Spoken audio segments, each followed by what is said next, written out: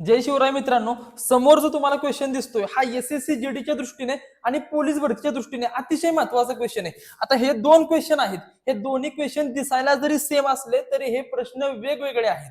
आता बघूयात पहिला प्रश्न काय सांगितलाय. वर्गमुळात 3 वर्गमुळात 3 वर्गमुळात 3 डॉट डॉट डॉट डॉट म्हणजे ही वाढत जाणारी संख्या आहे. बरोबर किती? अशा वेळी काय करायचंय, म्हणजे तुम्हाला बघा पुढे वाढत जाणारी संख्या असेल, अनंत असेल, तर वर्गमुळात जी संख्या आहे तीच याचा असणारे फायनल आन्सर. म्हणजे वर्गमुळात काय आहे?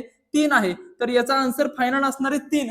परंतु दुसऱ्या प्रश्नात आपण जर बघितलं तर इथं काय सांगितलंय, वर्गमुळात 3 वर्गमुळात 3 वर्गमुळात 3 आणि इथं प्रश्न थांबलाय.